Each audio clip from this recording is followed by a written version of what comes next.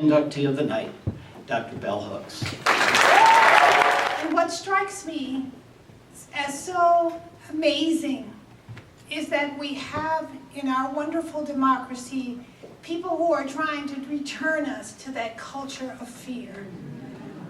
When I grew up in Hopkinsville, I really was afraid of most white people.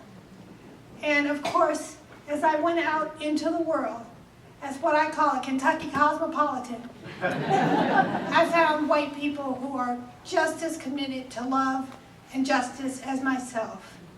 And I have written a lot about coming back to Kentucky. I felt like I would never go back to live in Kentucky. I'd be sending my ashes home in a box. But increasingly, the rest of the world, in all the things that I didn't want to deal with, imperialist, white supremacist, capitalist patriarchy was as fiercely there as it was in Kentucky. So it was wonderful to be able to come home to Kentucky, to be the Kentucky writer, influenced by our life in the hills, to be a person of courage, to be self-determining, and to be a person of love.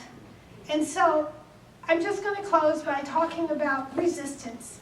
I actually had this fantasy that we would all stand up and sing, "We Shall Overcome," because for me to be here and to receive this award is a victory. Imagine moving from racial apartheid, moving from being in schools in Kentucky where I was told black people didn't write any books, and to overcome all that we as Kentuckians and as black Kentucky writers have overcome. It's amazing. And I really feel we're part of a new Kentucky. We're part of a progressive Kentucky. We're part of a Kentucky that is standing up. I see my presence here as both a celebration and a victory. A celebration of all of those black folks in Kentucky who made it possible for me to move out of racial apartheid into a world of hope and beauty and promise.